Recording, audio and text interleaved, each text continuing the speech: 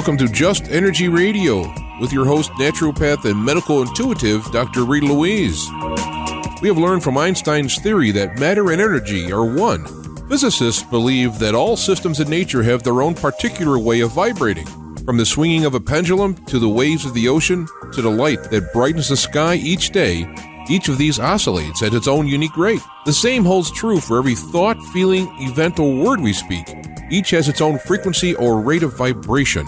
What many of us don't realize is when we take everything in our universe down to its simplest form, it is all just energy. Join Dr. Rita Louise on a journey through time and space where past, present, and future collide. Today, what you believe may be called into question. What we want to know is, who made up the rules? Be brave and step outside the box. We are about to turn our world upside down and venture into the unknown. Hold on. We are departing our own beliefs and entering alternative realms. Enjoy the possibilities. Hello and welcome to Just Energy Radio. I'm your host, Dr. Rita Louise, and thank you all for tuning into the show today. Today we have a great guest. We're going to be speaking with Kevin Randle about his new book, The Government UFO Files, The Conspiracy of a Cover-Up. Just Energy Radio is brought to you by soulhealer.com, where you can find out about all the products and services I offer, including medical intuition, evaluations, energy healings, and psychic readings. You can also jumpstart your intuition today by downloading the free guide from the Institute of Applied Energetics. That's www.appliedenergeticsinstitute.com. If you haven't been to the Just Energy Radio website lately, that's www.justenergyradio.com, we've been making a number of changes and including some material that has not been available before, and we'll be creating new material just exclusively for the Just Energy Radio website, one of which is having all of our shows available online commercial free. We have set up a membership thing, which is at this point in time free for anybody that wants to sign up. So I do recommend stopping by. It's under a lot of transition right now. And so, as the days go by, we're going to keep adding more and more material, especially more and more commercial free material to the site. So please stop by and get your free membership. Anyway, let me tell you a little bit about Kevin, and we will get him on the air to talk about his new book, The Government UFO Files. Kevin Randle is a retired U.S. Army lieutenant colonel who toured both Vietnam and Iraq. He has a master's and PhD in psychology and a second master's in the art of military science. His Army and Air Force training as a helicopter pilot and intelligence officer, military policeman, and in public affairs bring unique insights into the operations and protocols of the military and its investigations into UFOs and the related phenomena. His webpage is kevinrandle.blogspot.com. Please welcome Kevin Randle. Hey, Kevin, how are you? I'm fine. You're looking good, too. Thank you. Well, I have the portrait of Dorian Gray in my closet, and so I'm really like 175 years old, but I don't age at all. Well, how are things back with President Lincoln? They were good. I was around for the Emancipation Proclamation, but, I live in Texas, and did you know, this is like this weird fact that most people don't know, that the war was over, or the war ended, the slaves were free for 2 years before they told anybody in Texas. I did know that, and they sent George Custer down there to straighten you out. And I'm like, really? They're that stupid here? Anyway. The other interesting thing is, my great-grandmother, whom I actually met, and she died in 1956, at 100 years old, when she was growing up, they had a rooster named Lincoln. And somebody told her Lincoln had died, and she thought it was the rooster and not the president. Oops. Okay, let's get back to UFOs. Well, Kevin, that links us right into the Civil War. So, it was your era. So there you go. That's right. But I was just a young whippersnapper then. But so why write this book on government UFO files, the conspiracy of a cover-up? I mean, I know you're a UFO guy, but what led you down this road? Looking at the files, the Project Blue Book files, looking at the history of the investigation, suggests that there was an awful lot of stuff in the files that people hadn't seen and weren't aware of. For example, we know that Project Blue Book, the official investigation, ended in 1969. But we learned in 1985 there was something called Project Moondust, which had a UFO component to it. As I was putting together the book, I was scanning through the Project Blue Book files, and Moondust caught my eye, and I stopped. And in 1960, September of 1960, for example, there were 4 sightings that are labeled Moondust in the Project Blue Book file. So we are able now to link Moondust directly to the UFO investigations. When the government told us in 1969, well, there's nothing to it, there's no national security issues to worry about, we're going to end our investigation in UFOs.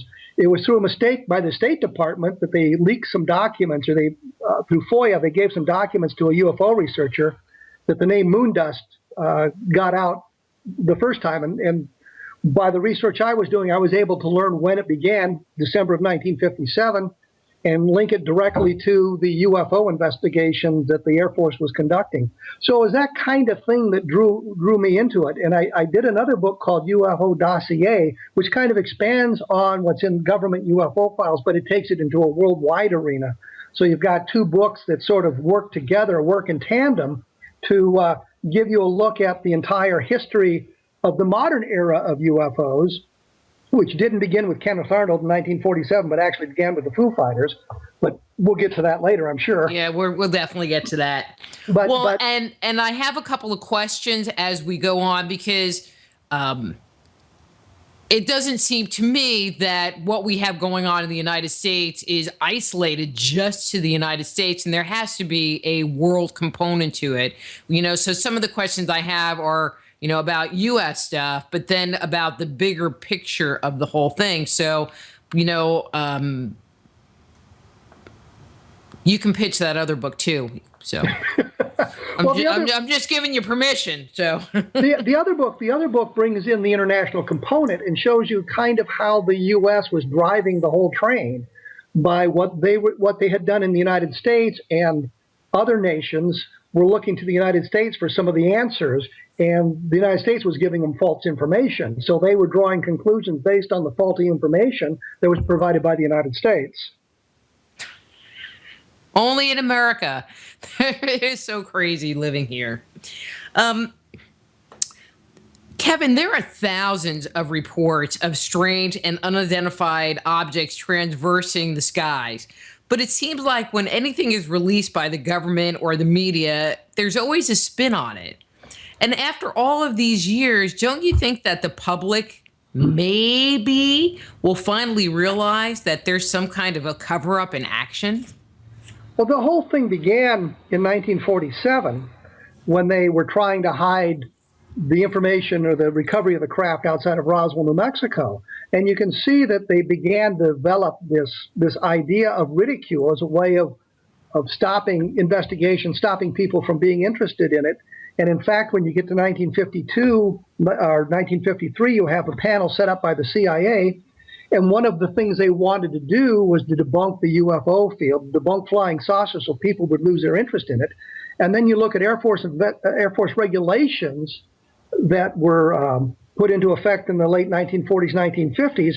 And one of them said, if you have a solution to the case, you're free to tell the media. But if you don't, are you unable to identify it, then you can't tell them anything about it. So it gives this idea that UFOs are not easily, but UFOs are identified as mundane objects. They're sighted by drunk people. They're sighted by uneducated people. All of these sorts of things. And when we look at the data, we see that that's not true. But the whole idea was to convince the public that there was nothing to it. Now you have a news media that is so worried about their credibility, they won't take a look at UFO sightings with any sort of journalistic detachment. They go into it, if they report on it at all, kind of treating it as if it was some kind of a joke, and the public picks up on that perception. there was a series of sightings in New Jersey a couple of years ago. It turned out it was two young men trying to prove that UFO sighters couldn't be relied on to accurately describe what they'd seen. It's a series of hoaxes. But the point is, one of the news anchors was out in the field talking to people about what did you see, and put the idea in their head, what do you think of aliens, when none of the sighters has ever drawn that conclusion. And she's talking to a little girl with a lollipop. That's the kind of news coverage we get, this idiocy of trying to prove that they're above this whole thing. They don't believe any of this sort of stuff. So you get crummy news coverage. You don't get the down-to-earth scientific look at these things that they deserve based on the documentation and based on the history. But I think people that aren't interested in UFOs or ghost hunting or psychic phenomena or anything that, I consider alternative thought, you mention it to them and they look at you like you're kind of strange just for even being interested in it or bringing it up in the middle of a conversation, much less saying, I saw a UFO last night. We had a interview scheduled with the Chicago Tribune, and we went to their offices. We're met in the hallway by an intern for the interview. And she said, well, the editors really didn't want to do this story. They don't think there's anything to this. They just sent me out here. So we did the interview in the hallway of the building with an intern because the editors know there's nothing to this phenomenon. Therefore, we're going to treat it like we do other nonsensical stories. I don't know. I read the paper. There's a lot of stuff that they write about that are nonsensical stories. I mean, you hear stories about the Kardashians and all of this stuff that who even cares? Or about who's having sex with who in politics. Who cares? Well, it's driven by, I think, the lowest common denominator. And CNN, when doing the O.J. Simpson trial, their viewership doubled. So they were doing wall-to-wall coverage of the O.J. Simpson trial, saying, the public is just enamored with this. And it turned out they were looking at 3 million viewers. 3 million out of 300 million. So it's a very small number of people, but it was the largest audience they had. So they continued with that. And they did the same thing when the Malaysian airliner disappeared. And one guy even suggested maybe they'd flown into a black hole. And you're thinking, what kind of pundit would you have on your network that would think that you could fly an airliner into a black hole, for crying out loud? So I mean, it's that sort of thing that they do, but they're looking at the lowest common denominator to drive ratings. So that's why you end up with all this stuff. And I don't even want to say their name on anymore, but you see all their programming because it draws in a specific audience, and it's the largest audience they have. But if you remembered back in the olden days when we didn't have cable TV and 9 billion channels, that a rating of 4 or 5 million would get you canceled in a second. Now that's considered just tremendous ratings. And you look at some of the ratings, what the MASH series, when it concluded, they had like 50% of the people in the country watching that show. 75 million people were watching it. And now an audience of 2 or 3 million is considered a success. Well, I know it's really changed. But then you have shows. I mean, I think people that are interested in alternative things will watch like History Channel, H2, Discovery. But even on those networks, they put out stuff that is inconclusive. They have this whole big lead up. We're going to show you this thing, and it's not. Or, a couple of years ago, they had that show about the mermaids that I watched, and I was like, holy crap. Only to find out it was a hoax. I mean, so they're even putting out hoax information, which is sad because people, I think, would like to know real stuff and not just hyper hyped up nonsense. Well, the problem we run into in the UFO field is once we have debunked something, You wait 5 years and it reappears. And nobody looks at the history. Nobody looks at what has gone on before to see if there's anything to this. And the one thing I think of immediately is the Allende letters, which was this a series of letters that was sent to Morris K. Jessup in the late 1950s, and then a book. He had written a book called The Case for the UFO, and a copy of this book with all these strange notations in it was sent to the Office of Naval Research. So the idea became that the Office of Naval Research was so enamored with this book that they did an investigation into it. And the Allende's letters talk about all these strange things that related to UFOs. In the 1970s, and I forget the year, Carlos Allende, actually went to the headquarters of the Aerial Phenomena Research Organization, Tucson, Arizona. And Allende, whose real name was Carl Allen, was going to Mexico for cancer treatments. He thought he was dying. He left some stuff with APRO, and he signed a document that said, I made the whole thing up. And once they cured him, or his cancer went into remission, he came back and said, well, the CIA made me say that. But there's absolutely no evidence this event took place. This is the Philadelphia experiment stuff as well, to link it to what people are talking about today. It's an absolute hoax, and yet every 5 years we come back to it, and we have to put up with all of this stuff that's going on today. And you say, yes, but Allende said it was a hoax, and no, we don't believe that. There was no reason for him to lie to Jim Lorenzen at APRO at the time. So we refight that battle every 5 years. So that, the UFO field continues to do that to itself. And I think, unfortunately, again, in an attempt to draw in more people, the UFO organizations are moving into some of the arenas where they simply do not belong. And I'm thinking specifically of, well, we're investigating UFOs, but we're also looking at Bigfoot. Bigfoot has nothing to do with UFOs. If you're going to investigate UFOs scientifically, let's do that. And I know there's some very good people in MUFON. Mark D'Antonio comes to mind immediately as their photographic expert, is doing just really a bang-up job. But some of this other stuff just goes way off into the weeds. Well, and it seems like the amount of stuff that is coming out, especially video footage, looks hoaxy to me. So I'm assuming it's a hoax. But I find it's just sad. Kevin, it's just sad that people have to create this stuff and have it be not real. And I don't understand what their purpose is. I mean, if you're doing something to get the claim and fame out of it, but it's just a lie, okay, that's not that it's good, but it's one thing. But just to create stuff because you're going to get YouTube views or something, I don't understand, the people that go out and make crop circles. I don't understand that mentality. Do you have any, not that that's a topic in your book, but do you have any insights, from being in the community as to why someone would do that intentionally? I think part of it is putting something over on the people who think they're smart.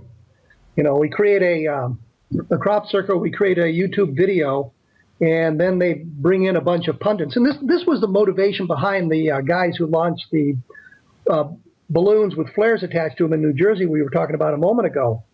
And their point was they wanted to prove how credulous UFO investigators were and how lousy witness testimony was. And all they really proved was the witness testimony was bang on. The people were saying, well, we saw this red glow crossing the sky, and they had video of it, and part of it is flickering, and the commentator looking at the video says, well, we got a flickering of the lights, and the witness says, yes, that's because it was passing behind the bare trees in the winter, and that's why it flickered. You can't see the trees, but you get the flickering.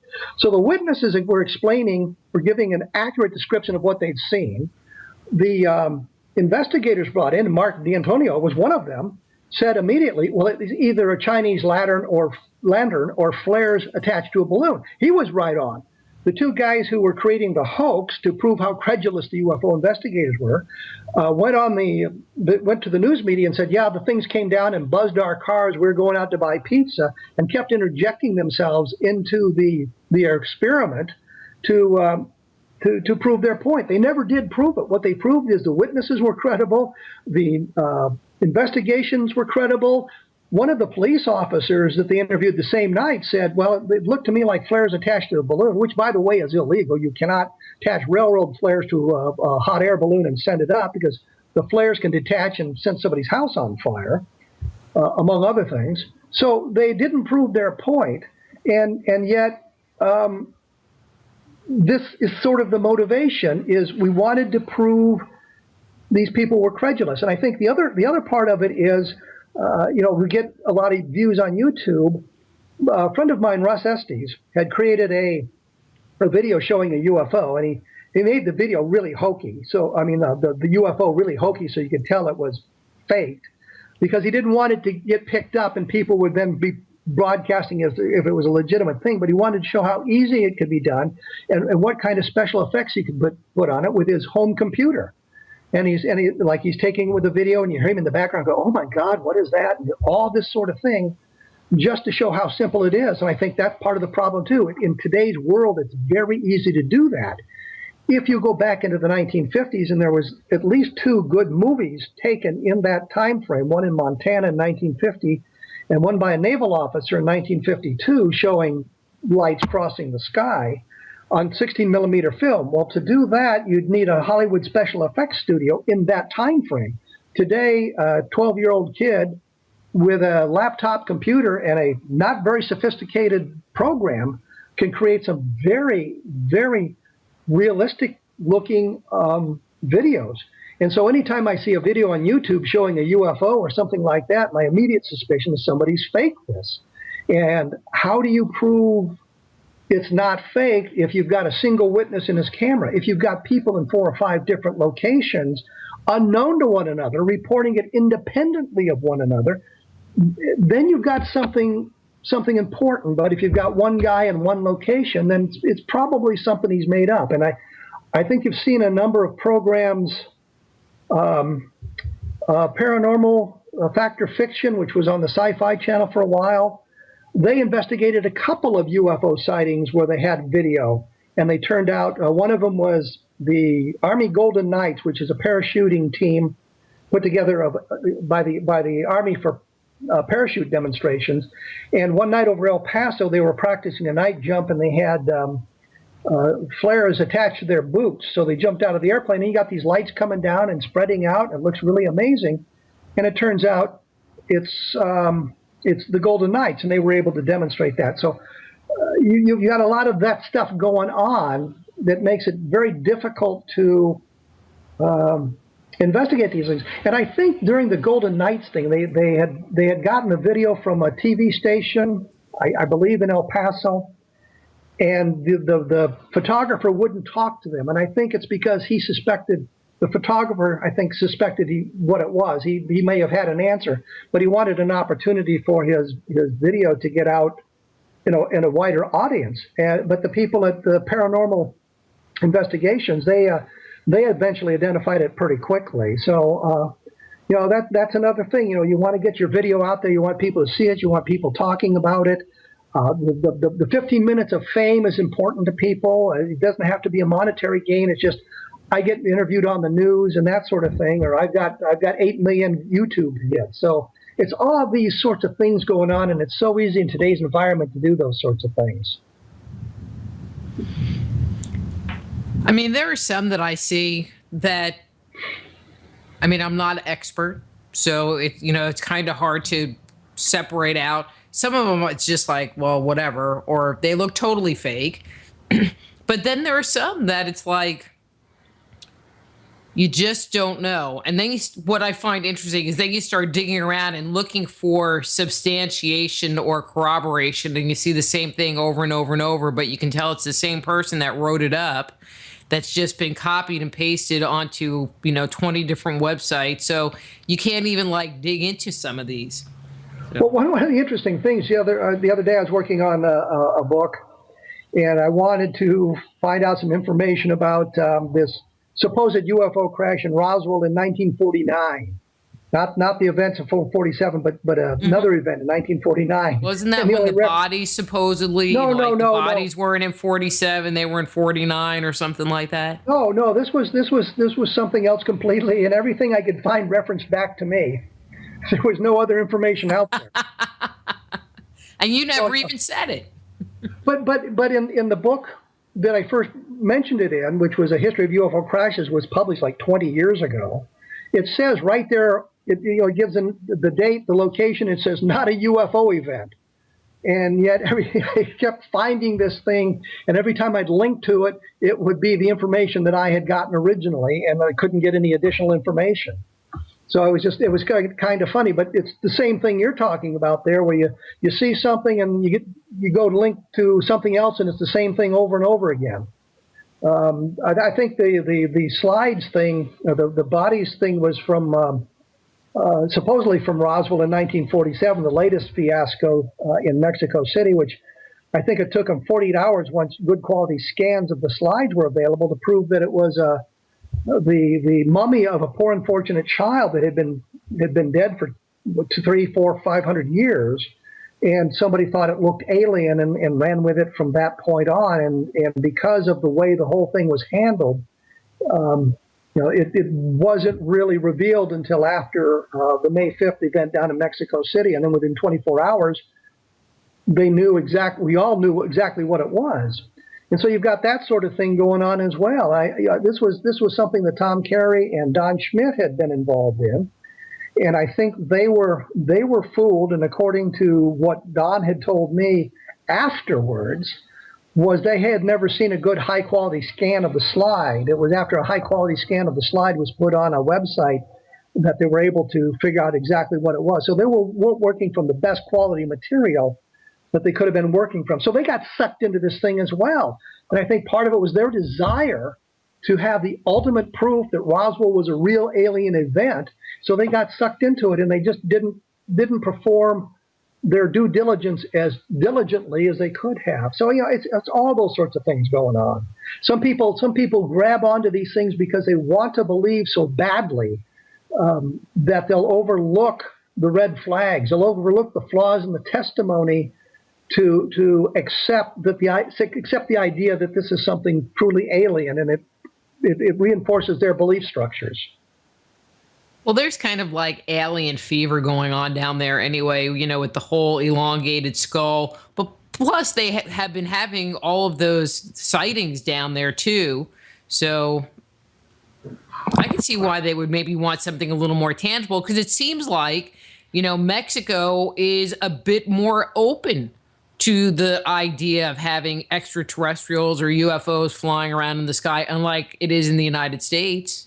Well, I'm not sure that's quite right, because you point at one of the people down in Mexico that does this is Jaime Maussan, and he's got a large following, and he's on the television doing the things. But as you had said earlier, we have all those programs that show up on Discovery, on the History Channel, which is now just history, by the way, Sci-Fi, all these cable channels doing programs about UFOs. So there's a lot of this stuff going on out there, are being broadcast in the United States as well, but they don't discriminate between what is good and what is bad. It's let's just throw this out there because we're going to get an audience for it. And they're absolutely right. I watch the darn things too and yell at the TV with all the mistakes they make, but it doesn't do me any good because I thought I was the only one that yelled at the TV. Well, or laughed really hard at it. Elvis shot his TV because he got mad at it. I don't have that kind of money, so I'm not going to shoot my TV. I'll just yell at it.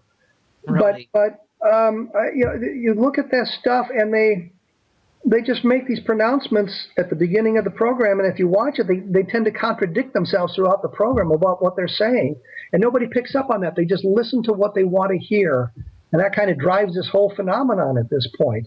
Or it's just so stupid. I mean, just beyond stupid.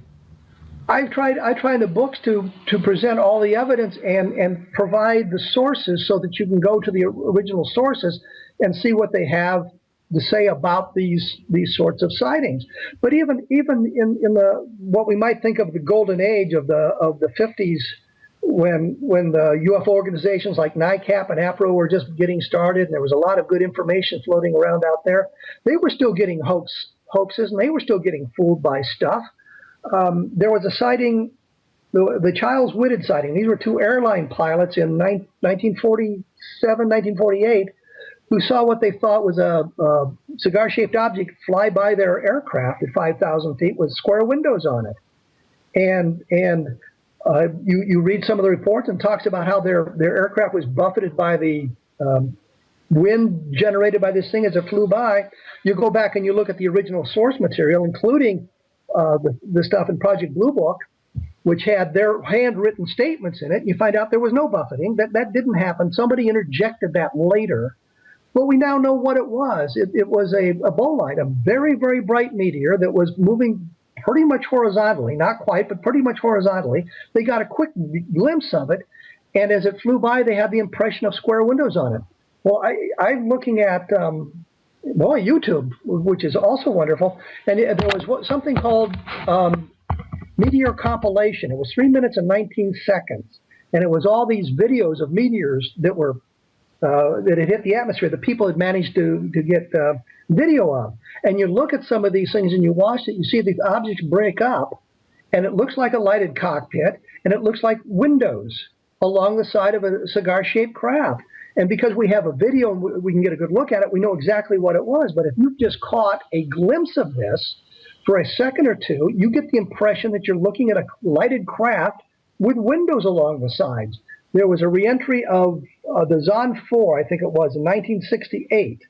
And most people knew what it was, so we know exactly what it was. But there were people who drew cigar-shaped craft with square windows on it, thinking that's what they had seen. And so we can look at the Charles Whitted case of 1948. We look at that and we say, this is the solution to this case. And yet there's still people say, oh, Charles Whitted, it's a good case. No, it's not anymore. Yeah, they were airline pilots, but they were fooled by a bolide, a very bright meteor. And that kind of stuff goes on, and you cannot get those explanations out there to people. On the other side of the coin, we have the debunkers who will throw mud at the wall and anything sticks. They say, well, that's the solution. And they provide idiotic solutions to good sightings, but people say, oh, that was debunked. That sighting was debunked. Well, no, it really wasn't, because your explanation doesn't work. But people hear the explanation, and that's what I fear what's going to happen with the But their explanations aren't even really good. It's like, oh, it wasn't, and now it's debunked. Yeah, that's it. Sorry. The explanations do not follow the facts, but it's okay because it's explained. And people remember the explanation. They don't remember the facts of the sighting. And the best example I can think of is Bill Buckner booted a ground ball in the World Series, and that's what people remember. They don't remember all the tremendous plays he made at first base. They remember him booting that one ground ball in the World Series that gave the other team the opportunity to come back and win the series from them. And that's the thing, is people say, well, that's been debunked. Well, no, it hasn't. In the Roswell case, they say, well, the Air Force proved it was a Project Mogul balloon. No, they didn't. What they said was, that's what it was, but that isn't the answer, because the balloon they blame it on, flight number 4, didn't fly. It was canceled, and the documentation in their own report says that. Flight number 4 is canceled. And yet people say, well, it was Project Mogul, it was a weather balloon, we don't have to worry about that anymore. So it's all that stuff going on, and it's impossible to get all of that gathered together into one place where people will look at it. People will look at it. The other thing I found, but people don't want to look at it. I mean, even reading a book like yours, it has to be someone who is serious, that wants to learn more information. People just want the quick 2-minute, rundown, and to really investigate and understand on a deeper level what the truth is. It takes time and it takes energy. And I just appreciate, I have to tell you, I appreciate someone like you that isn't just going to take that surface material and include it without going and doing the background on it to make sure that what you're putting in there, there's some meat to it and truth. Well, I do something on my blog called Chasing Footnotes. And I'll look at a book and there'll be a footnote. And what got me started on this is the skeptics have said there were no disc-shaped sightings of UFOs, flying saucers, prior to the Arnold sighting. And Arnold didn't see a flying saucer. He saw a crescent-shaped craft, which isn't quite saucer-shaped. And so this whole flying saucer thing was born out of a newspaper error. And so I was looking for UFO sightings that predated Arnold's sighting where it was a disc-shaped craft. And there's lots of them back in history, but I wanted something in the months prior to that. And there was one sighting from Cedar Rapids, Iowa, supposedly in the newspaper on June 23rd, the day before Arnold, talking about 10 disc-shaped objects flying through the atmosphere. And Dick Hall had it in his wonderful UFO evidence. And I'm thinking, I'm in Cedar Rapids. I went to the library. I found out there were two newspapers in Cedar Rapids at the time, a weekly and a daily. And I went through them both looking for the sighting that was referenced in Dick Hall, and couldn't find it on June 23rd. I finally found it on June 28th. And what had happened is apparently Frank Edwards, who was interested in UFOs and wrote a number of books about the topic, had put in a speech in 1956 about the sighting from Cedar Rapids, Iowa by an engineer of the 10 disc-shaped objects. And I could find the reference back to his 1956 report, but I couldn't find anything beyond it. I finally found it. It's from June 28th. It doesn't help us at all. And yet here is something that was referenced in any number of books saying that the date was June 23rd, the day before Arnold, when in fact it wasn't reported in the newspapers until like 4 or 5 days after Arnold because of the Arnold sighting. It became a news item. And you don't know whether the guy who made the report was making it up to get his name in the newspaper, or he actually saw something and reported it because the Arnold sighting inspired people who'd seen strange stuff in the sky to come forward and talk about it. And then he could be first. Well, he really wasn't first, because if you look at the Project Blue Book files, there's a lot of sightings that took place prior to Arnold. Arnold got the news media talking about it, and then there's a lot of stuff that came out afterwards. But you go back and you look at the government UFO files, there's a number of cases that preceded Arnold, and there's indications, and I covered this in the government UFO files, there's indications that an unofficial investigation of these sorts of aerial phenomenon began in December of 1946, or 6 months before Arnold, at Wright Field, to see what these things were. And I think they were getting reports from military pilots about these strange objects they were seeing, so they began to look into it unofficially. And then when Arnold sighting happened, they came forward, or the investigation became an official investigation into it. But there's some indications of sightings prior to Arnold. So, and then you read some of the other reports that came out later and says, well, I saw this before Arnold, but I didn't want to say anything because I thought people would think I was crazy for seeing strange things in the sky. So you got a lot of that kind of stuff going on. But the point is, you get writers who do a book about UFOs, and they go to one source and they quote that source, and it turns out that guy quoted somebody else who quoted somebody else who quoted somebody else. And when you get to the final, the original source on it, you find out what is being talked about today is significantly different than what was being talked about from the original source. Let me ask you this question. In your research, how much documentation is there that, and I'm going to say that our government has collected regarding, UFOs, unidentified aerial phenomena, et cetera, and let's just put a timeline on it. Let's start from Arnold's sighting in 1947 and bring it forward.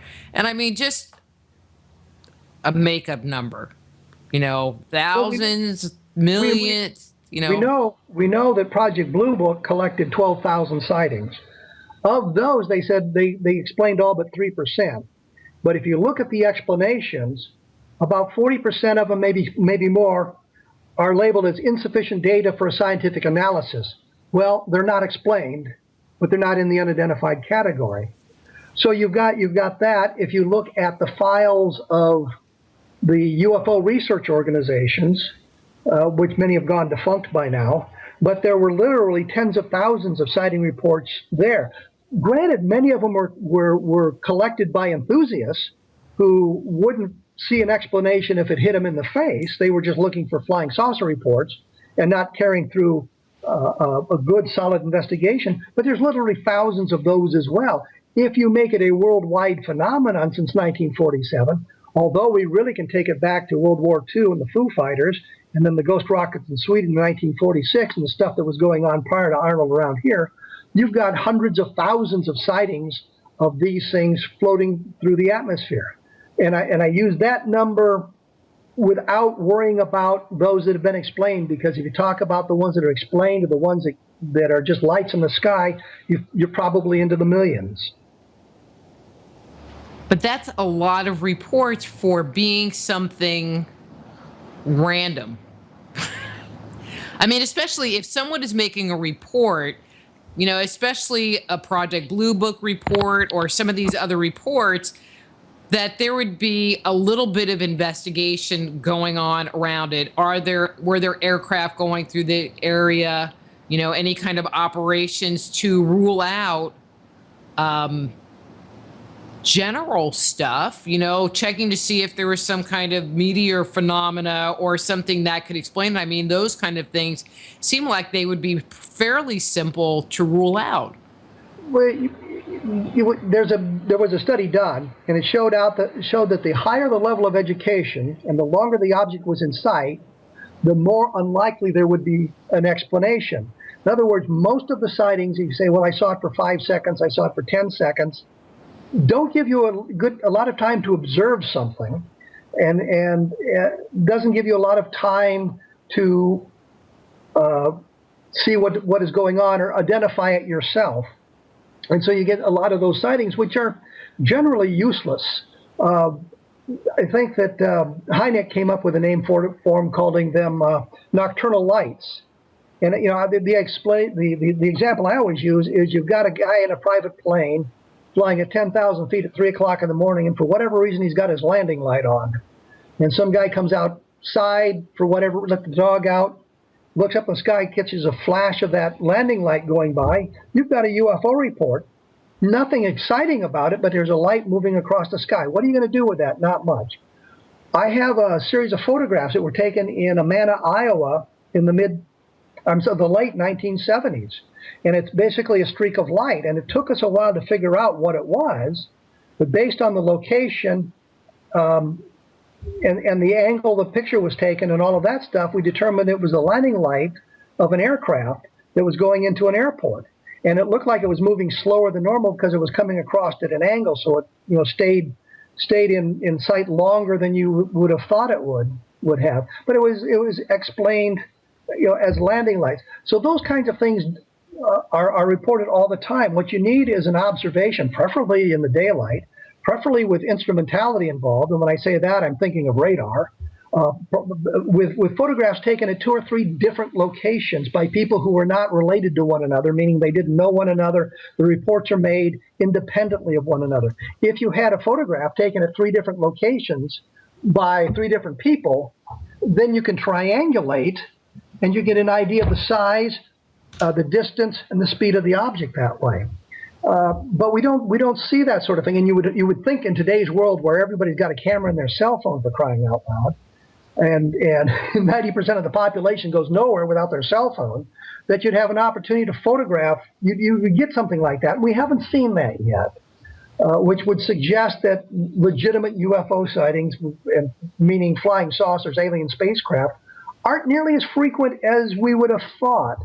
But we do get some of that sort of thing. And there was a series of sightings in Levelland, Texas in 1957, where you had people in 13 separate locations around the Levelland, or the panhandle of Texas, the Lubbock area, reporting this object close to the ground, interacting with the environment, stalling their car engines, causing the radios to fade and the headlights to fade, independently reporting this phenomenon to the sheriff, so that he went out to start looking for it. And he had a sighting as well. There's a possibility that there was a landing trace that would have gone with it. Now, what happened in 1957 was NICAP, which was the civilian organization, and the U.S. Air Force got to fighting over the number of witnesses that were seen. Don Kehoe at NICAP said there were 9 witnesses that saw the object. The Air Force said, no, there were only 3.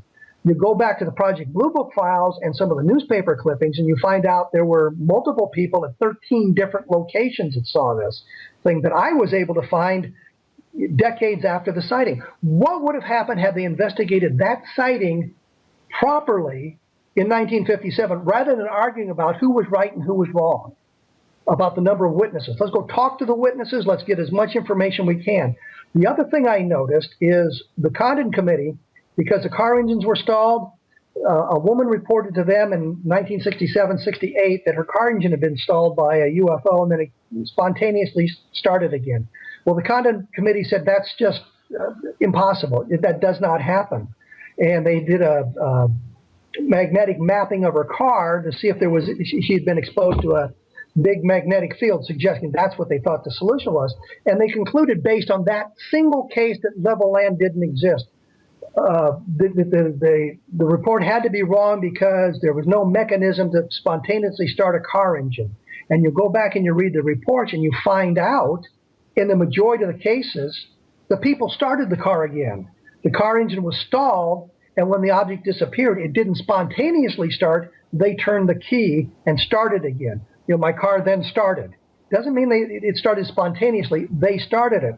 So you've got the Condon Committee, which was the Air Force investigation at the University of Colorado, drawing a conclusion based on a single case and not looking at the evidence that was reported in 1957. That's crazy. I mean, it doesn't seem like they really wanted to find anything, that there is, or at least that's what they were putting out, but instead were kind of taking information and just collecting it for whatever reason. I mean, why would they want to get all this information if they were just going to turn around and say, oh, it's just make-believe? In the beginning, 1947, when they started the official investigations, they didn't know what they were dealing with. They thought there may be a threat to the national security. They were concerned about that. They had to get an answer because if these were physical craft violating our borders, we had to know about it. But as time passed from the beginning of it was Project Sign at the time, and nothing happened, the invasion fleet didn't arrive. The sightings continued, but the invasion fleet didn't arrive. They became less apprehensive. They weren't as worried about it. And you get into the point where they wrote a report out of Project Sign, which was called the Estimate of the Situation, saying that the flying saucer reports were real. There was something alien about it. And the chief of staff of the Air Force at the time, General Vandenberg, said, no, you don't have the evidence here. The people who wrote the report basically all lost their jobs. And the other Air Force officers standing around understood what was going on. And if the commanding general, the chief of staff of the Air Force, said there were no flying saucers, well, then there were no flying saucers. So they really stopped gathering the reports. But they continued investigating the reports. They continued to gather them. Then in the early 1960s, mid-1960s, there was a push to get rid of the Air Force investigation, Project Blue, because it was costing too much money for the Air Force to do this sort of thing. And what you find out, they finally found a University of Colorado, which would do the report, and they gave them up front what they wanted to be found. Say something nice about the Air Force investigation. Say it doesn't affect national security, and say there's nothing of scientific value in continuing the investigation. That was the Air Force's desire at the beginning. They had written the conclusions at the beginning, and Dr. Condon, in a speech given in Corning, New York, said to the scientists there, I'm inclined to just shut this whole thing down now because there's nothing to it, but I'm not supposed to come to that conclusion for another 18 months.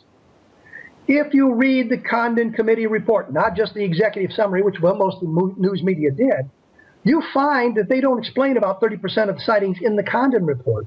One of the sightings was explained as a natural phenomenon so rare it had never been seen before or since.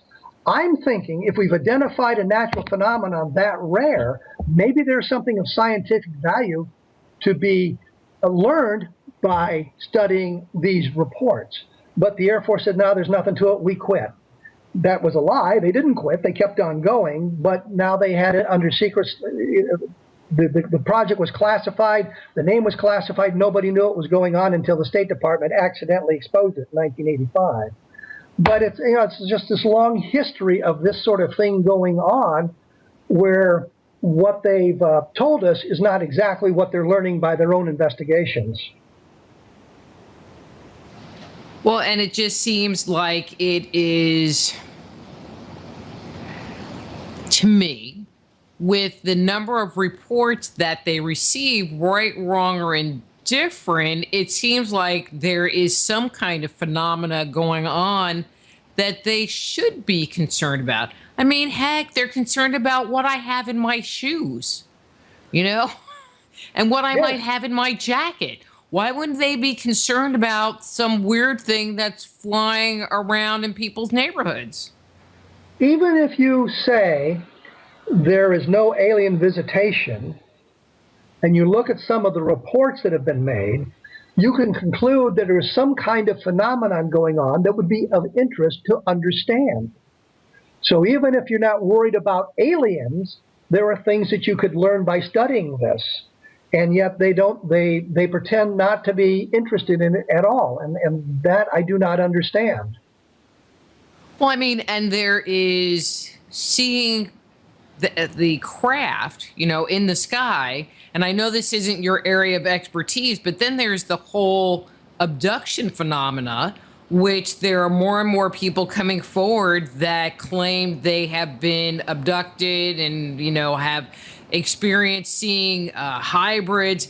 And I mean, that if it weren't a phenomena that was going on, then you would have to say, okay, what is going on with the mental health of a certain percentage of our population? I mean, it makes you kind of go, well, then what's going on in a bigger picture? And that was exactly what I was going to say. Even if you postulate that aliens are not abducting people, there's clearly some kind of phenomenon going on that makes people believe that. And so maybe it would be to our benefit to learn how that happens. Now, when Russ Estes, Bill Cohn, and I did a study of abductions in the mid-1990s, and we had 316 people in the population that we looked at who had self-reported abductions. And we learned that there was a high percentage of these people who self-reported that they were homosexual.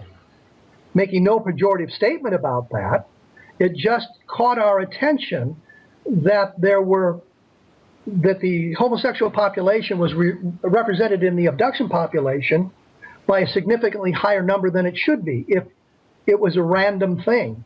You know, you can look at somebody, you can tell if they're Caucasian, you can tell if they're African American. You look at a person, you really can't tell if they're homosexual. So if an alien race is grabbing people randomly, you would expect the homosexual population to be represented in numbers reflective of their overall representing in the population. We found it was a higher number. And that got us to thinking, are there other examples in the abduction population like that? Is there an abundance of college-educated people? Is there an abundance of a certain blood type? Mark Rodiker said, and his study was very small, and he said, don't quote me on this, so I'm now going to quote him on that. But he said there was an exceedingly large population of left-handed people in the abduction population. That might tell us something about what's going on in society.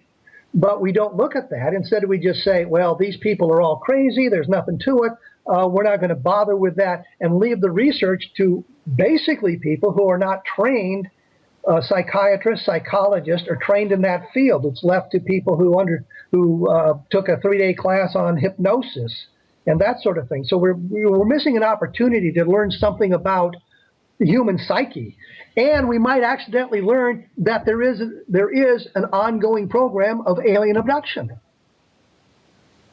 Exactly. I mean, my feeling is even though if we don't have any tangible evidence, we don't have the UFO that's landed on the White House lawn that survived more than an hour before the government came and hauled it away and put it somewhere. There have been so many sightings, and there have been so many instances of this phenomena that from credible people, and we're getting close to break, but I would like for you, when we come back from the break, kind of talk about some of the high-level witnesses that have come forward with reports. But, levels of witnesses that makes you go, there has to be something going on, just because there's so many people that are making these claims, credible people making claims. With responsible jobs making these claims. Mm-hmm. So, but we have like 5 minutes till we go to break. So I guess if you want to address that, I mean, because you've talked about responsible people, but haven't there been a lot of military people, aircraft pilots? I mean, I know that Jimmy Carter said he saw a UFO. I know that, some of the NASA people have talked about unexplained phenomena in the sky, Edgar Mitchell. Well, unfortunately, Jimmy Carter saw Venus. That's pretty well documented. Oh, but rats. The thing that I thought of is a fellow named John Callahan, who was a high-ranking official in the FAA. And during the Japanese Airlines 1628 sighting over Alaska in the late 1980s, there was something that's seen by the cockpit crew and was observed on 2 separate radars. So you've got instrumentality involved. You've got the guys in the cockpit seeing it. It was a sighting that took place over, I think, 30 minutes. The radar information that came through the FAA facility was recorded. So they had a basically real-time recording of the sighting, so they could plug all the descriptions and things into what was going on in the air over Alaska based on that. Callahan, the FAA official, and I talked to him, said that he was asked to brief the White House. He went to the White House with all his materials to brief them and brief them. There were a number of people from the CIA there who told him, we were never here, you didn't see us. So the CIA was interested in it. He went back to his FAA office figuring somebody's going to come and collect this data from him, but they never did, which is kind of interesting. But I mean, the point is, it fits into what you were saying there. Here is a high-ranking official in the FAA charged with investigating this near miss that's recorded on radar using the same investigative tools they would use if it was a near miss, with all this data recorded, which leads you to the conclusion that there was a physical object in the air around this airliner for 30 minutes in 1968, doing things that aircraft developed on Earth could not possibly do. Ergo, the only solution is something extraterrestrial was buzzing that aircraft for that 30-minute period, which proves the point is the higher the level of education, you've got an airline captain seeing the thing, you've got a high-ranking FAA official doing the investigation, and you have everything recorded on the radar tapes. So you have the instrumentality involved. You've got 2 very good chains of evidence there to review. And so what did they say it was in the end? Callahan doesn't know what it was, which is a good conclusion to be drawn. The skeptical community have decided that the radar returns were misread by the radar operators, and the objects seen by the airline crew, I think, was Mars and Jupiter.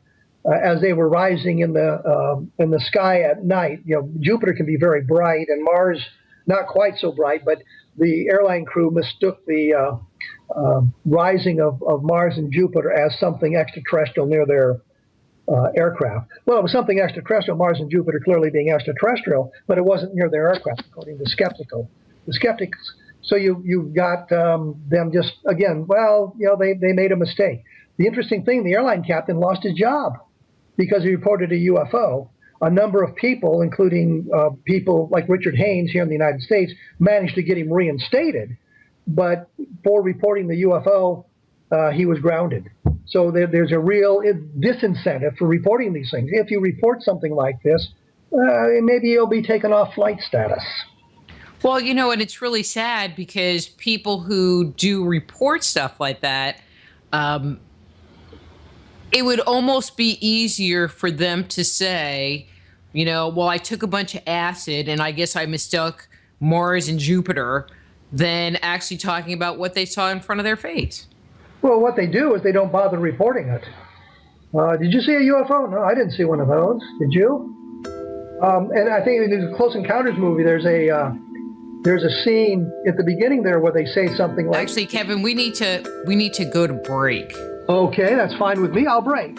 Okay, me too. I'm Dr. Rita Louise. We're here talking to Kevin Randle about his book, The Government UFO Files, The Conspiracy of a Cover-Up. And we'll be back after these words from our sponsors.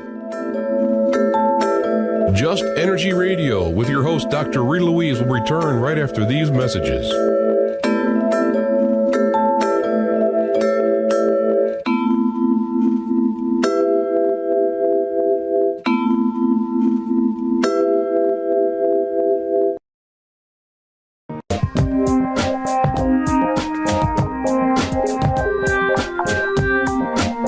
And now back to Just Energy Radio with Dr. Rita Louise.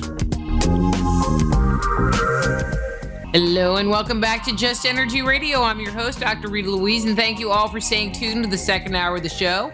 We're here talking with Kevin Randle about his book, The Government UFO Files, The Conspiracy of a Cover-Up.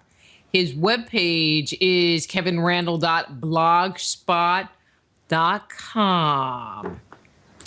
Kevin, where are you? I'm right here. Me too. When did things change? You talked about this a little bit, but when did things change from being potential secret weapons? Okay, because you mentioned that, they started investigating these reports because they thought it might have been some kind of secret weapon, the Russians, something going on. But when did it change from that kind of mentality tied to it to being potentially extraterrestrial in nature? There was always a component that believed it was extraterrestrial. If you go back and you read the newspapers from 1940, there's all kinds of explanations about what these things are. They're talking about them being interplanetary as opposed to being interstellar, but there's that discussion. But they're also talking about the possibility it's a secret project of the United States, it's a secret project of the Soviet Union. There's all kinds of things. I think one scientist said that part of it was spots in front of your eyes, that if you've been in a dark movie theater and you walk outside and look up the sky, you'll see spots in front of your eyes as an explanation. Ludicrous, but that was what some scientists said. So they didn't understand what they were facing at the time. They knew from their investigations that had preceded Arnold that something was going on. They just didn't know what it was. And once the Arnold sighting kind of precipitated all the other reports, they became concerned that it could be some kind of espionage by the Soviets. It could be some kind of alien invasion. And as time passed and they realized it wasn't Soviet, and they realized that the invasion fleet was not standing off by the moon ready to attack, the imperative to learn what was going on sort of evaporated. And then once in 1948, the chief of staff of the Air Force, I guess, became angry at the idea it was extraterrestrial, which is what their estimate of the situation had concluded. The Air Force officers realized that to suggest that would be to kill your own career. So they went the other direction. Well, there's nothing to it. We don't need to worry about it. But I think it was this perception that there was nothing dangerous, inherently dangerous by it because it had taken so long for anything to happen. Never contemplating the idea that maybe the race that was able to travel interstellar distances was so long-lived that it would take them literally decades to create a plan to attack, when we would, of course, do it in a matter of months. They would take years to do it because they're so long-lived.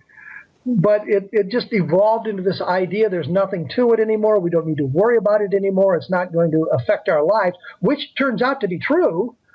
It hasn't really affected our lives, but it was that kind of a mentality that took over.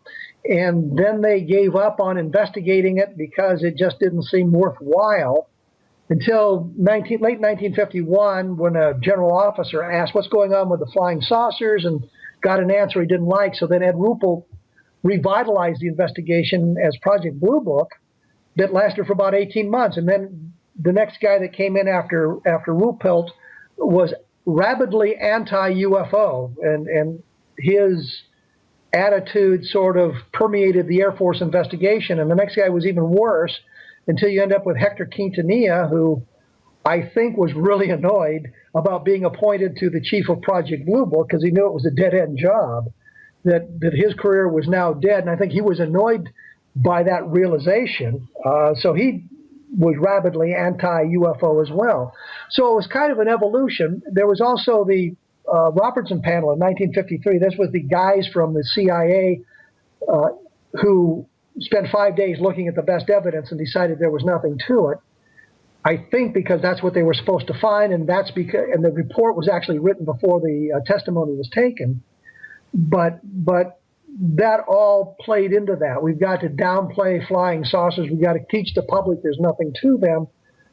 And part of, like I said, part of that was because there was no imminent danger from them. So it was just a slow evolution until we reached the point today where if you're sophisticated at all, you're not going to be talking about flying saucers because you know there's no such thing. For people that have had these experiences, you know, your book is filled with stories from military people, reports from military people, well-educated people, people with aeronautic background, et cetera, et cetera. I mean, I was really surprised with just how many there were. What do they do with these people? You know, do they swear them to secrecy? Or, you know, how does the government end up controlling the flow of information? I mean, we've all heard the stories that come out of Roswell, but it seems like this cover-up is just much bigger than we all perceive. In today's world, we've got the curtain of ridicule.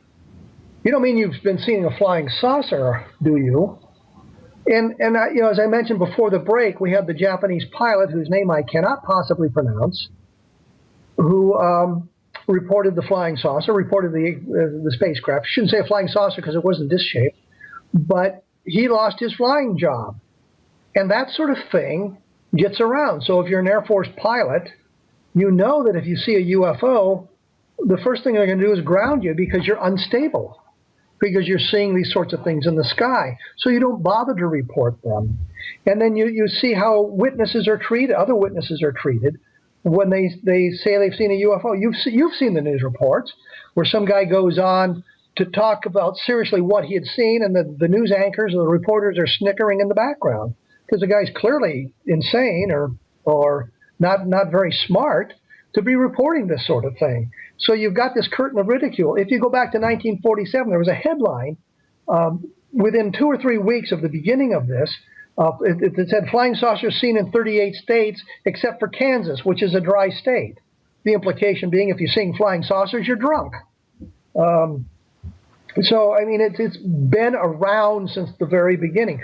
During World War II, when they had the Foo Fighters, this kind of scared people in the Allied headquarters because they thought it might be an Axis weapon being developed, which would sweep our aviation assets from the skies.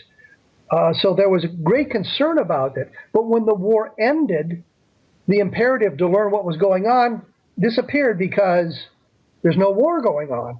And when the things were seen over Sweden or Scandinavia, the ghost rockets, that didn't get a big play in the United States because that's happening in Europe, and who cares, you know, that sort of thing. But there was American presence in all of these things. An American officer named Howard McCoy was studying the Foo Fighters. Then when we get to the ghost rockets, there's an American officer named Howard McCoy studying the ghost rockets. And when you get to 1946 and you have General Twining ordering an unofficial investigation of UFOs, it's Howard McCoy who is running that unofficial investigation. And when you get to the Twining letter, which is the one he signed on September 23rd, 1947, saying, this is something real and not illusionary or fictitious, the actual author of the letter was Howard McCoy. So now you've got a thread that connects all this stuff together. And as you move out of July into August and September, and nothing is happening other than the sightings. And the Army and Air Force, there's actually a news story out of on July 9th, 1947, saying the Army and Navy moved today to suppress stories of flying saucers whizzing through the atmosphere. So suddenly they're actually attempting to suppress the stories, and there's news media coverage of that. Nobody says why. It's just they've moved to start suppressing these stories. So you've got all of that going on, and that's sort of the evolution. You've got World War II where they're concerned, but the war ends, so who cares? It's going on in Scandinavia, that's in Europe, so who cares? Now it's happening in the United States, but there's no invasion, there's nothing, there's no dire consequence, so now who cares? And I think everybody sees that sort of thing. We've got the evolution there, but we can see the evolution of how we get to that point.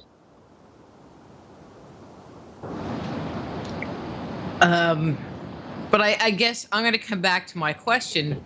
Okay, so there's the ridicule, but then there's not telling their story. And I'll use an example. People thought it was really great when, okay, now that their names have just totally flown out of my mind.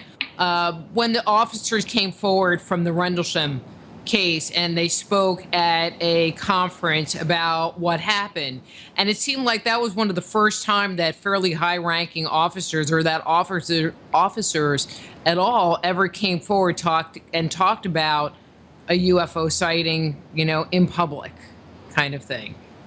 And I just am surprised we don't see that more, especially at the conferences and stuff like that, writing books. You've got John Burroughs, who was one of the NCOs involved, and Jim Pedeston, two very nice gentlemen who are retired military, talking about this. But if you go to my blog, you'll see that one of the commentators said, well, Pedeston is suffering from schizophrenia. He's diagnosed him based on the reports he's read in the books. I mean, do you really need that sort of aggravation? I know both Burroughs and Pedeston have had trouble getting their records from the military because there seems to be injuries that are directly relatable to their Rendlesham experiences. Burroughs, just in the last few months, was finally diagnosed as 100% disabled because of service-connected disabilities. Pedeston, I don't think has been that fortunate yet. But you see the ridicule heaped upon those guys. You've got Colonel Charles Halt, who made the recording, and according to what I understand, Halt has more tape than just what has been released, so there's additional information there. But people are saying, well, he went out into the forest to recreate the events from the night before. Well, that's not even close to what happened. The lights were back the second night, and Halt went out there with a number of the security personnel from the base to see what was going on, and got fairly close to an object landed in the woods. Now the skeptic community says they were fooled by the lights from a lighthouse, and I guess they were hysterical because of their fright by thinking there's something alien going on. I mean, that just to me is so funny and ridiculous. I talked to my TV when they put that out there. It was like, what? It's absolutely preposterous, but it's like they never saw the lighthouse before. Well, the thing is, I know there was one sighting that I was involved in where a guy said a red UFO was landing in his backyard. And the police office, I happened to be in the police station when it happened. And the police officer says, you want to go? And I said, absolutely. And we rushed out there, and it was the flashing red light on a radio tower. He just had never noticed it before. But after that, he knew what it was. So if you're out there in the forest and you see this flashing light and you hadn't noticed the lighthouse before, the next day you're out there, you're going to be looking to see what is out there. You may have spotted the physical lighthouse. And if it comes back the next night and the next night and the next night and the next night, then yeah, it's a lighthouse. But it didn't come back the next night and the next night and the next night. It came back one other night. So what happened to the lighthouse then? Where didn't they see the lights then? There was physical traces found in the forest.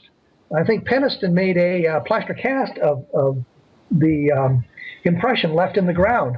The skeptic says, well, he mistook a rabbit hole for where the landing leg had touched down or something. I mean, we'll just throw whatever we can at the sighting, and people will accept our explanation. Say, oh, that case was explained. The guy saw a lighthouse. Well, they didn't see a lighthouse, and it's a case that is fairly strong. I think so.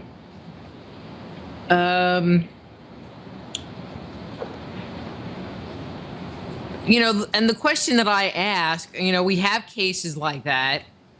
Why does the government study it? You know, if it's swamp gas or, you know, balloons or some meteor, why does the government waste its time studying it? Well, if it's a meteor, there's things to be learned from the meteors. Well, yeah, but that's not the Air Force studying it. But I think the reason you're studying it, because you know that it's not a natural phenomenon, you know it's not man-made, you realize that it's a technology that is superior to ours. If we can figure it out, and this is kind of the reason for covering up the Roswell case in the beginning, was if you're presented with an alien technology in that fashion and you can figure it out, you take a giant leap ahead of our competitors in the world at the time. I don't believe we figured out what happened at Roswell. We haven't figured out the technology yet. And the best example of that is if you took a VCR, and for you young people, that would be a videotape, and a TV set back to Merlin the Magician, and you say, duplicate this. Well, to do that, you have to understand two things that are invisible, electricity and magnetism. You know, you've got this black ribbon that gives you color pictures and sound, but you have to understand magnetism and electricity to know how that works. You can make a black ribbon, you just can't get the pictures and sound from it. And I think part of it is that we have not figured out the technology.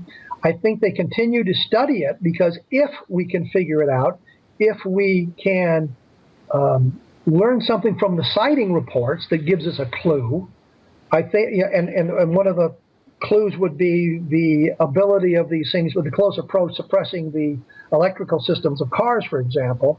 You learn something that may be useful to you as a weapon. You learn something that may be useful to you in other arenas. And then you can move ahead of our competitors in the world. So I think the study of these things makes sense in that respect, but you've got to gather the data properly. And Donald Menzel, the rabid skeptic who just seemed outraged that anybody would accept the idea that there was alien spacecraft, this from an astronomer, for crying out loud, in reviewing the Project Blue Book questionnaire that you would fill out if you saw a flying saucer, which goes on for like 8 pages. I'm thinking, who really wants to sit down and fill that dumb thing out?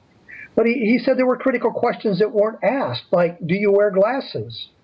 And at the time of the sighting, were you wearing your glasses? I mean, that's a critical piece of information. But they never adjusted the form to learn that sort of thing. You know, it was just gathering the data. One of the sightings that I looked at in the Project Blue Book files was kind of funny because it was labeled as insufficient data for scientific analysis. It was one of the last ones that he reported in the Blue Book. And the guy wrote back and he said, I filled out your questionnaire. What information do you need that I don't get on your questionnaire? What I didn't provide you on the questionnaire. What do I need to do? And the Air Force finally labeled his sighting as unidentified because he complained about that. But I mean, the Air Force was gathering this data and then saying, well, insufficient data. And people are filling out their form, which, like I said, goes for 8 pages. And it wasn't gathering all the information supposedly that they needed. So you've got all those sorts of things working against you. And you've got the government thinking that if we can figure this out from the reports we're getting, and there was one sighting out of Malmstrom Air Force Base in 1967 where a close approach of a UFO took down an entire missile I don't want to say wing. It's not the missile squadron. Took out the 10 missiles assigned to that squadron, which were scattered over like 90 miles, but took it out so they couldn't be launched. They're supposed to be shielded to protect them from that, but a close approach of a UFO did it. If the enemy had done that, the enemy would have been the Soviets at the time. If they had figured out a way to take down our missile defenses that way, that would be national security. An act of war. Well, yeah, an act of war too, but I mean that impacts national security. Suddenly they can take down our part of our retaliatory capability. That's something you don't want the Soviets to know that they were successful at, and something you don't want the public to know that they've spent billions and billions of dollars to put into effect, and one object flying close by can take the whole thing down. Something that someone said to me, and I don't remember who, but it was during an interview, that the UFOs, especially like Roswell, was covered up because they didn't want to admit that we had the technology because we don't want to share it with anybody. And if we'd figured out the technology, I would agree that would be one of the motivations. We do not want to have to share this technology with anybody. But once you put it into a weapon system, you basically shared it with people. Or used it in a combat environment, it suddenly becomes useless. And that in a similar vein, we had invented the Browning automatic rifle, the BAR, prior to World War I or during World War I, and we did not issue it to our soldiers or our Marines who were involved in that because we didn't want the Germans to capture the weapon and get that technology. So we held back this weapon, which is what we would call today a force multiplier, because we didn't want to share it with probably the French and the British, or we didn't want the Germans to capture it and find out what was going on. So that's a real consideration, that if we could figure out the technology, one of the reasons to keep it secret is so we don't have to share it. I've often thought that about the only thing we've understood from the Roswell case was some of the stealth capabilities, because we learned that the sharp angles and things like that in our aircraft reflect the radar signatures better than slow, gentle curves and that sort of thing. So if you look at our stealth aircraft today, they don't have those sharp angles. Those things are rounded and bent, and there's jagged edges along the side to break up the signal. And I've often thought that part of our stealth technology may have been inspired by that. I don't know for that for a fact. But it was about the only thing I could think of that. You don't think solid state electronics came from that either? No, if you look at the history of these inventions, from the transistors and all of that sort of thing, you can see an evolution of that. There's no great quantum leap in suddenly in our technology for that. So it seems that the evolution suggests that we didn't pick up those things from the Roswell craft, although you could, I suppose, postulate that while we were developing it, it may have given us some insights into it. Bill Brazel, the son of the man who found the craft originally, had found some little bits and pieces of it, and he told me that one of the things he had found was this thing that he called monofilament fishing line, which is, light line, but he said, and he noticed that if you shined light in one end, it would come out the other. Well, he's talking about fiber optics, for crying out loud. So something like that may have been an inspiration to move forward, but we don't see any quantum leaps from the technology. So I think that we have not been able to figure out the big secrets, like their propulsion system and those sorts of things. Unless you want to get really out there into the land of science fiction, in which case we figured it out and now we're traveling among the stars, but we're just not telling anybody about it. You mean you don't think we have bases on Mars and that, people are traveling back and forth to the moon regular? Well, I saw that Matt Damon was on Mars just the other day. So he got there, but no, there just isn't any evidence to support that. You've got some wild stories, but you just don't have any real evidence to support that sort of thing going on. So I don't I don't think we figured out the technology. I don't think we figured out the propulsion. I don't think we figured out the way to travel interstellar distances. And I think had we figured that out, if it was something presented in 1947, that would have leaked into the scientific community as we were experimenting with this stuff to apply it to our own lives. So I just don't think we figured out the technology yet. And like I say, I think it's because the technology is so far beyond us, we cannot understand it at this point. Which is not to say we won't eventually understand it and apply it to what we're doing. The other thing that I've always thought is if you have an interstellar craft, you then therefore know that interstellar flight is possible because somebody else figured it out. You're more likely to speed your own invention in it because you're not sitting back saying, well, interstellar flight is impossible, so I'm not even going to bother to look at it. Now you're saying, well, interstellar flight is possible. Let's see how it's done. Let's see if we can figure out how it's done. What do you think about the possibility that a percentage of what we're seeing in the air or coming out of the water is actually because there is a group of, I'm going to say people, in quotation marks, that actually live inside the earth and are using their craft and coming out from underneath the water or, out of mountain bases like Dulce or something like that? I do not subscribe to those theories because, once again, I think with all the satellites we have flying around and the capabilities of those satellites, we'd have spotted something. If they wait, stop right there. I'll stop right there. Well, how come we haven't ever detected some of these giant cigar ships or these like supposed motherships that are in the clouds? How come we haven't ever picked those up on the satellites? How do you know we haven't? I don't know. That's why I'm asking you. Given that a lot of that data is accessible, whether it's purposely accessible or through hackers, we just don't see anything like that. The best photographs of Area 51 that we had for a long time came from the Soviet Union or the Russians. I don't remember if it was the Soviets or the Russians who got it. But I mean, that was where we got the pictures of Area 51. Our government said, no, there's no such base there. And from the Russians, we get the pictures of it. We know there was a base there. Robert Bigelow actually took me out to Rachel, Nevada, and we didn't attempt to approach very close to Area 51, but we got out there looking for lights in the sky. We didn't see anything, but it was a nice little trip into the night.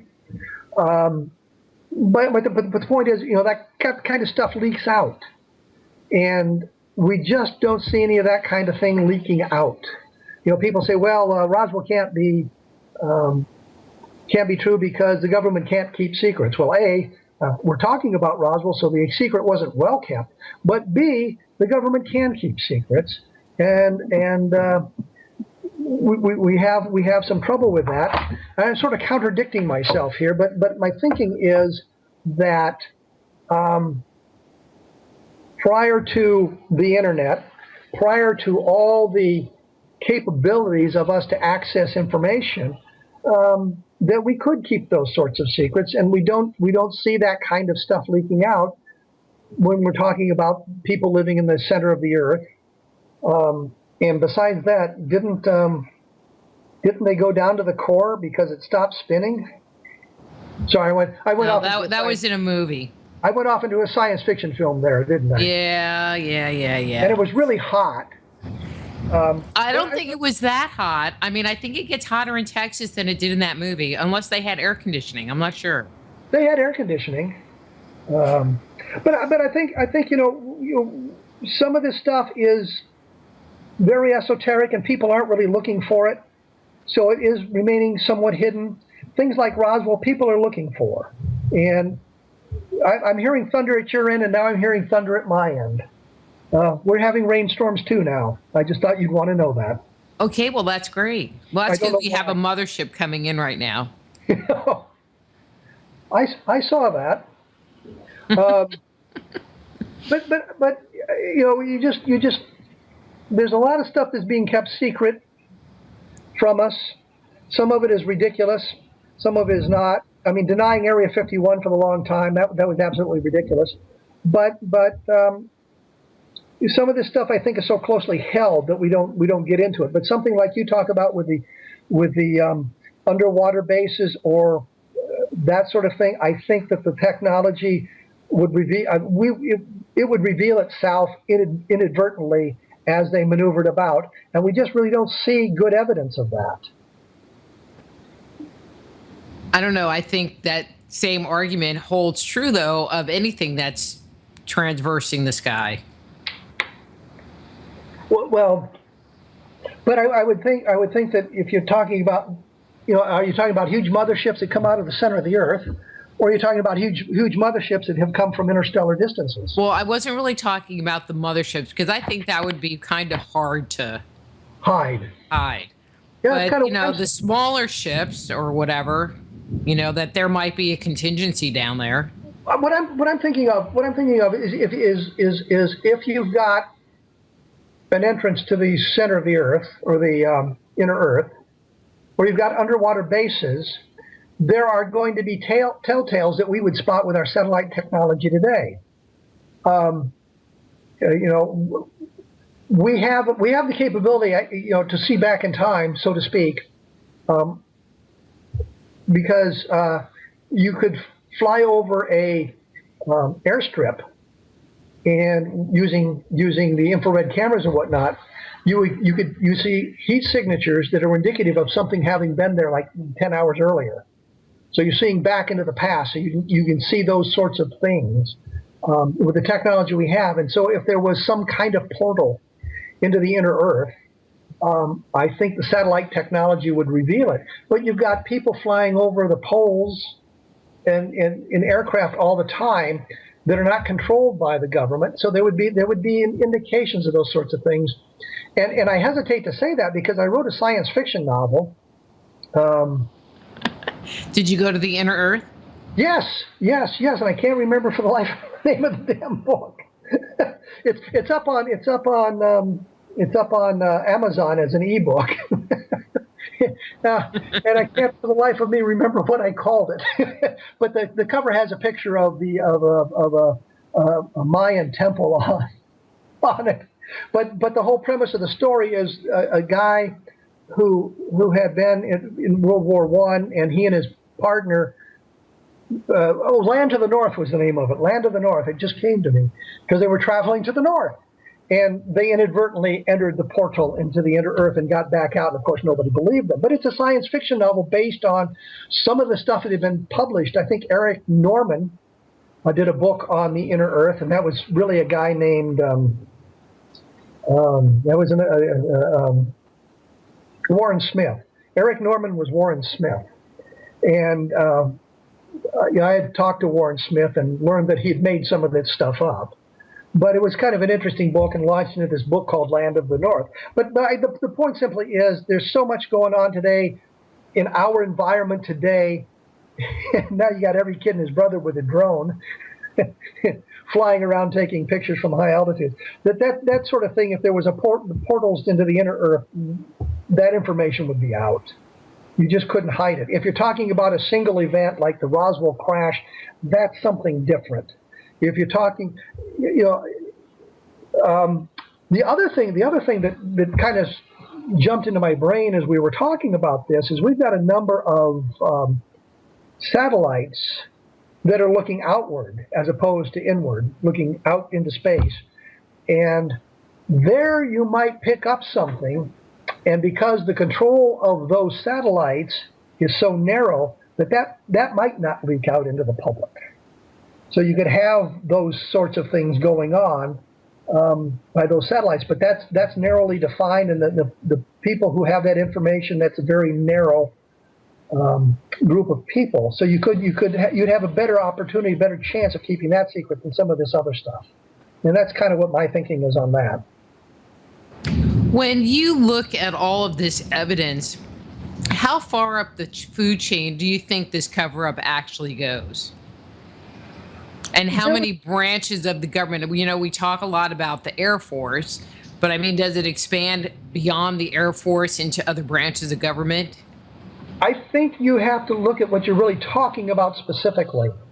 There was a book called Operation Solo, and it was a guy named Morris Childs, and he and his brother in the 1930s had joined the Communist Party. They were rabid communists, thought communist was the greatest thing since sliced bread.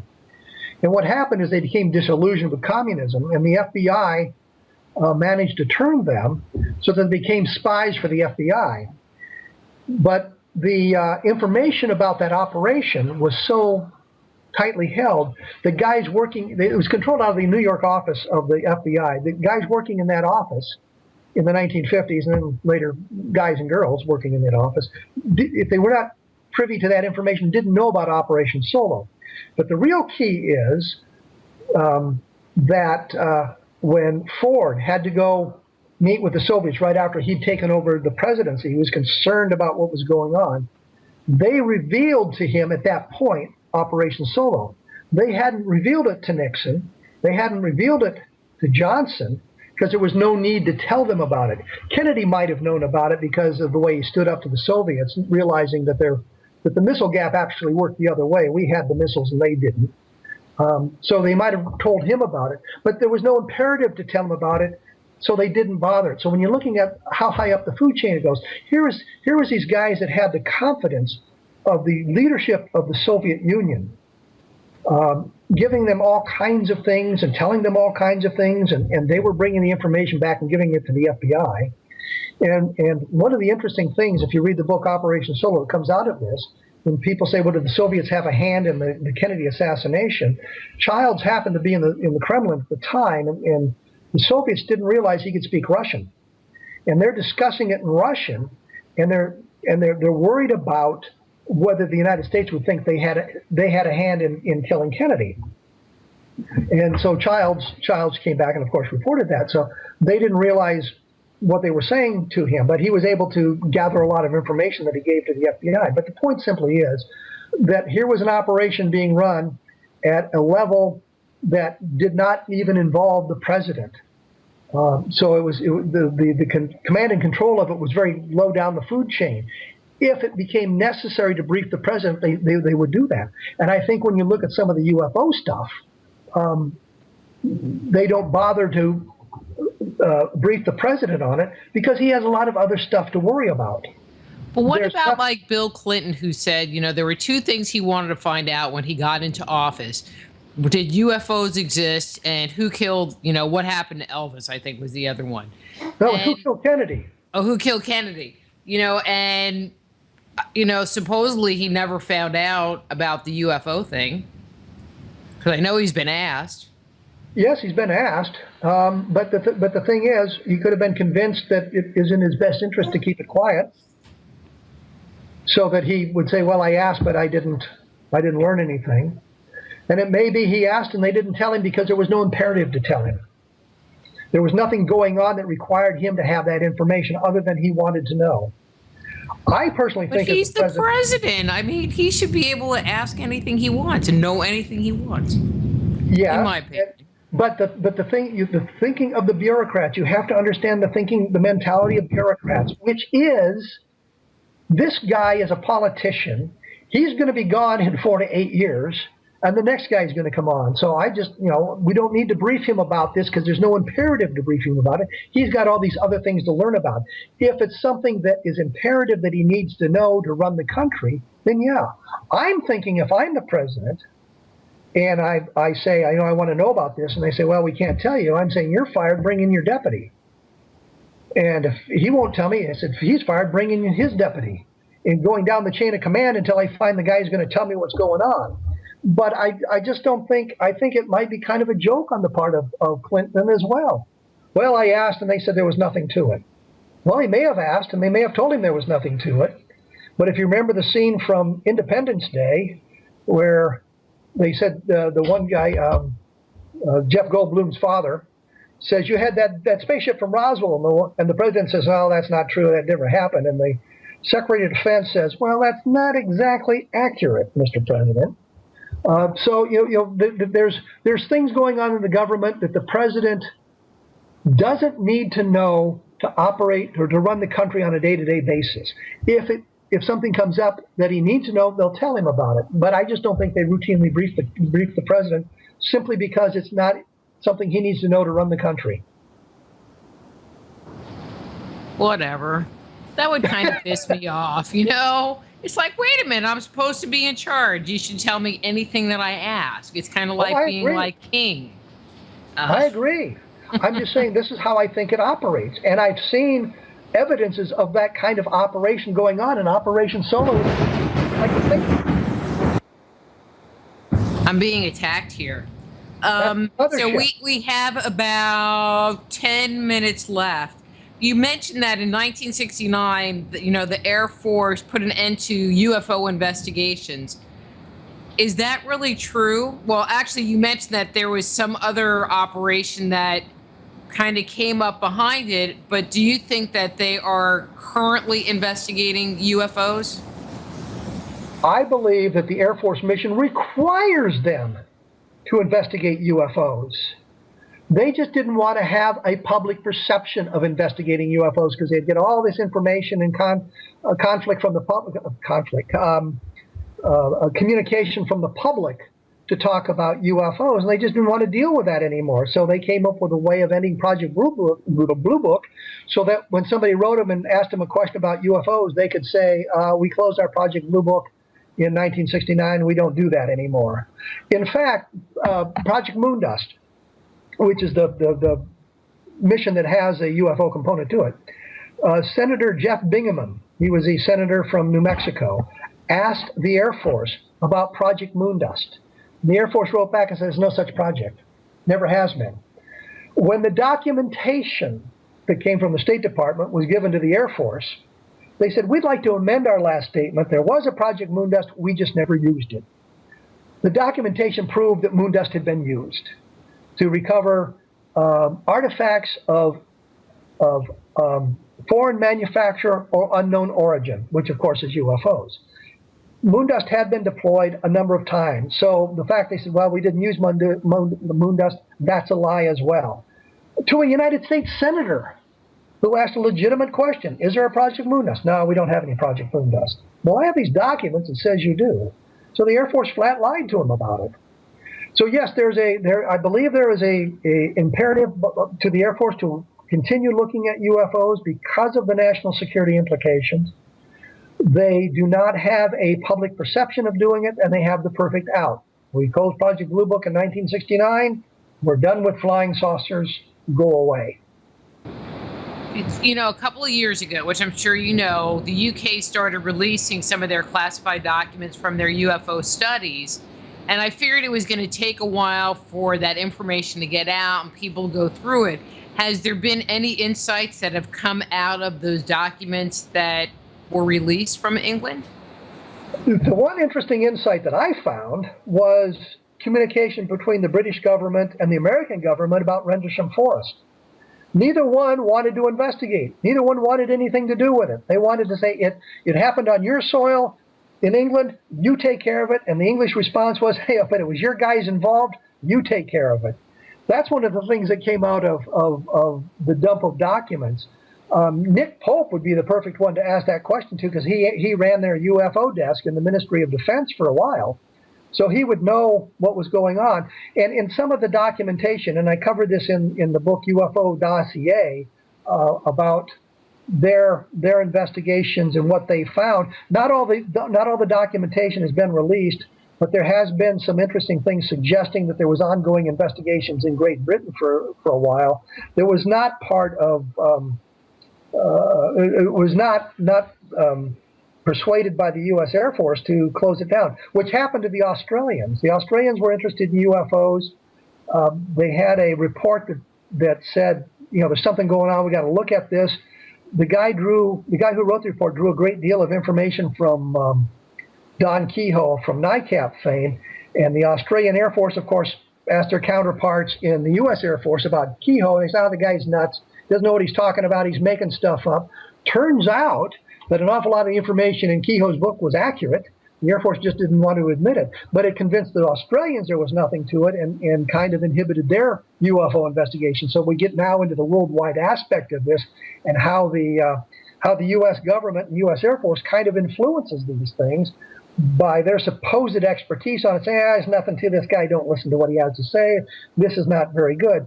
But you see in the document dump from the British, there was some interesting stuff going on there at the time, but nothing that was as conclusive as something like Roswell, where you've got the craft on the ground.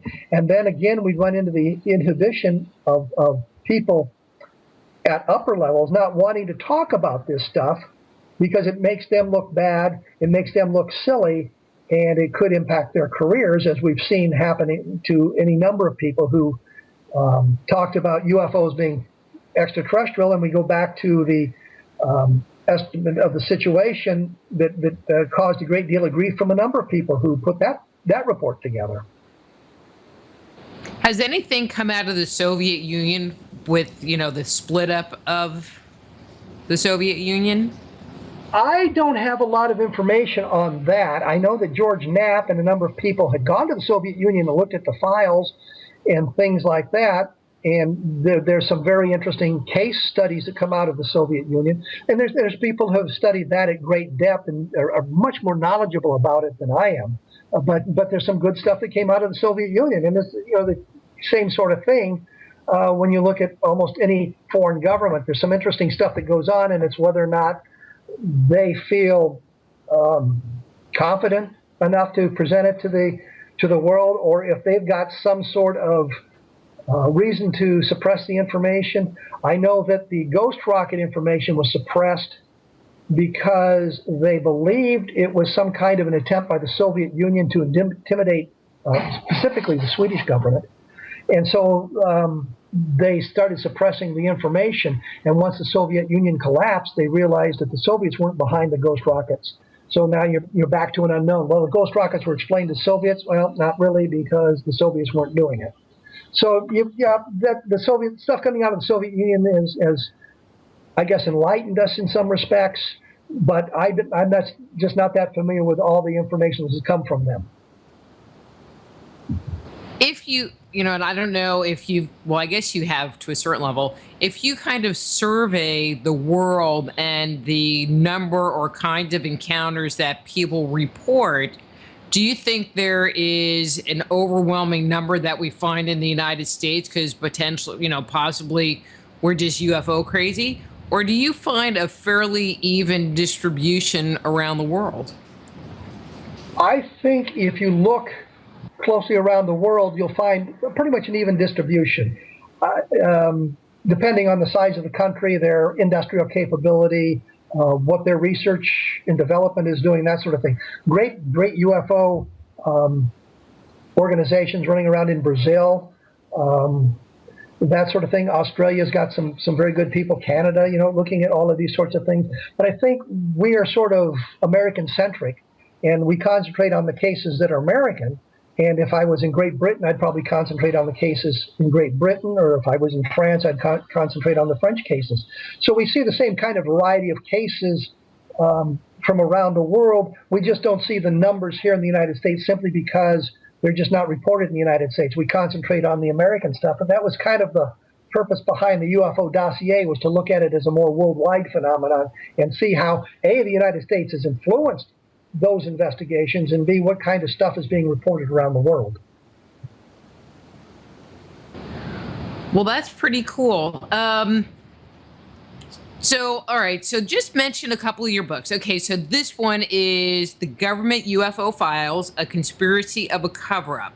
So that's the one that we've been talking about today. But you also mentioned a different book because this is more about U.S. stuff and U.S. government. But then you also mentioned the UFO dossier. Yes, and that takes sort of the same kind of approach to a worldwide, looking at it on a worldwide basis. So there's a long section about what the French have found. There's a long discussion about what the Australians have found and things like that. So we look at it on a more worldwide perspective, and then you begin to see that the kinds of cases that we get reported in the United States get reported around the world as well. So there's a lot of similarities between what's happening here and what's happening there. Yes, we just don't happen to hear about it simply because we look at it from more of a American-centric point of view. We're interested in what's going on in the United States, not necessarily so much what's going on in France or Belgium or Germany. We want to see what's going on in the United States. So I think that's why we don't see a lot of that stuff. But periodically, we do get the cases reported over here. Well, but I think with the internet and things like Facebook and stuff like that, we're starting to see more material that's international being spread around, where 20 years ago, you never heard about anything. You didn't have access really to anything that was going on in other countries, because unless you made a concerted effort to get their newspapers or something. And that was one of the points of Moondust, was to gather the newspapers. You can see a lot of foreign language newspapers about UFOs. But you're absolutely right. The internet, I've got a lot of correspondence around the world that if I have a question about something specific, I can write to them and have an answer within a couple of hours. Chris Rakowski in Canada, for example, has been a great help to me. Don Ledger in Canada. I've got correspondence in France, in Germany, in Brazil, Australia, that, if I have a question about something in their country, I can send it to them and get it right away, where before you'd have to send a letter and it might be a month before you got any kind of a response, if you were lucky to get it that fast. And, with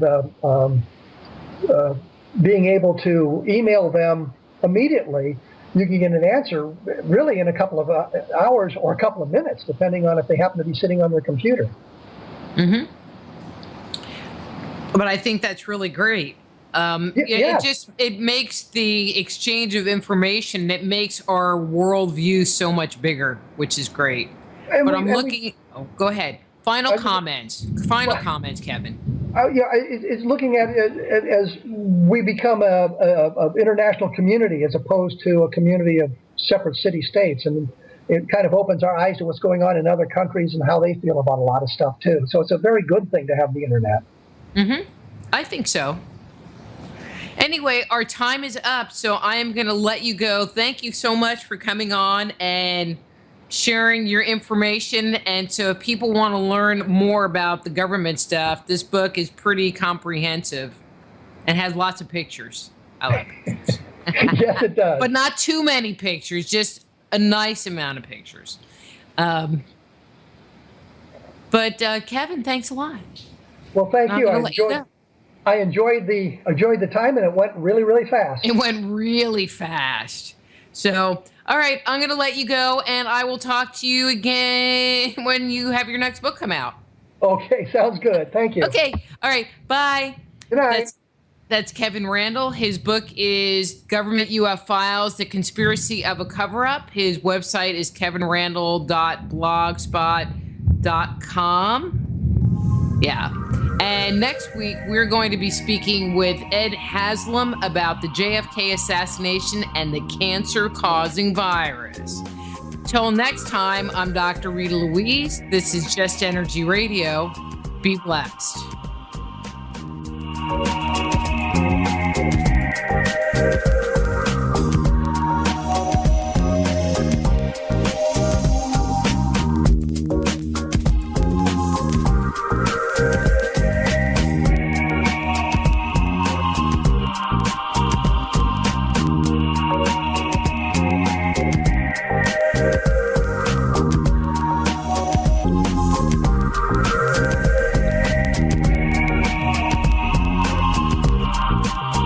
Join host Dr. Rita Louise each week at this time for Just Energy Radio.